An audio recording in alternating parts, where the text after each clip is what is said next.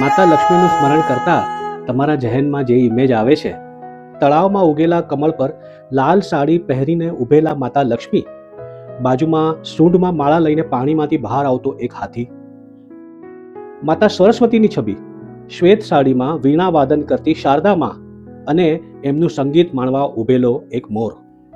આ ક્રિએશન જેનું ઇમેજિનેશન છે એવા 1870ના બ્રિટિશ કોલોનિયલ ટાઈમમાં પ્રસિદ્ધિ પામેલા ભારતના મહાન પેઇન્ટર રાજા રવિ વર્માની આ વાત છે.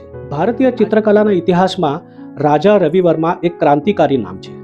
રવિ વર્માએ પ્રથમ વખત યુરોપિયન ઓઇલ પેઇન્ટિંગની સ્ટાઇલનો ઉપયોગ કરી અને ભારતીય દેવી દેવતાઓ અને પૌરાણિક પાત્રોને જીવંત બનાવ્યા.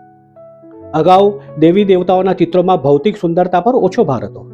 રવિ વર્માએ માતા લક્ષ્મી, સરસ્વતી અને દમયંતી જેવા પાત્રોને સાડીમાં સજ્જ અને ઘરેણાં પહેરેલી એક વાસ્તવિક ભારતીય સ્ત્રી જેવી સુંદરતા આપી. ઇન્સિડન્ટલી ભારતના સૌથી પોપ્યુલર પેઇન્ટર કહેવાતા રાજા રવિ વર્મા ભારતના સૌથી વિવાદાસ્પદ પેઇન્ટર પણ બન્યા.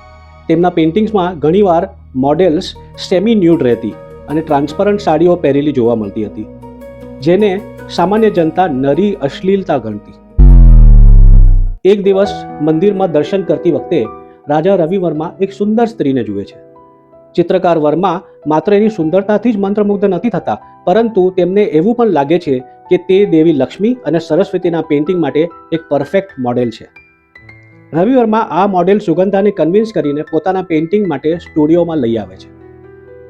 કલાકાર માટે તેની મોડેલ માત્ર એક સ્ત્રી નથી, પરંતુ તેની કલ્પનામાંની પરફેક્ટ સુંદરતાનું જીવંત સ્વરૂપ હોય છે. રાજા રવિ વર્મા માટે સુગંધા કદાચ એવી જ એક પ્રેરણા હતી. તેમણે સુગંધામાં દૈવી રૂપ જોયું હશે, પણ આ કોમ્પ્લિકેટેડ વાત સમાજ સ્વીકારી શક્યું નહીં. નૃત્યાંગના કે ગણિકાના ચહેરામાં કોઈ વ્યક્તિ દેવીને કઈ રીતે જોઈ શકે? બોમ્બેમાં તેમની પર ધાર્મિક લાગણીઓ દુભાવવાનો અને અશ્લીલતાનો કેસ થયો હતો. રવિ વર્માએ દલીલ કરી હતી કે તેઓ ભારતીય સંસ્કૃતિ અને પૌરાણિક કથાઓને જીવંત કરી રહ્યા છે. બોમ્બે હાઈકોર્ટ માને છે કે રવિ વર્માના પેઇન્ટિંગમાં કોઈ અશ્લીલતા નથી અને એમના પેઇન્ટિંગ્સ એક ફાઇન આર્ટનું સરસ એક્ઝામ્પલ છે. આ કેસમાં કોર્ટ રાજા રવિ વર્માની તરફેણમાં ચુકાદો આપે છે અને રવિ વર્માને તમામ આરોપોમાંથી મુક્ત કરવામાં આવે. રવિ વર્મા ફક્ત ઓર્ડિનરી પેઇન્ટર નહોતા, પણ રંગોના જાદુગર હતા. ઇન્ડિયન માઇથોલોજીના લાક્ષણિક પ્રસંગો અને વ્યક્તિની સુંદરતાને પારખનાર અને પોતાની અદ્ભુત કલર સેન્સથી કેનવાસ પર ઉતારનાર રંગરસિયા પેઇન્ટર રાજા રવિ વર્માને મનને ઝરૂખી હતી. સાહેબજી સલામ.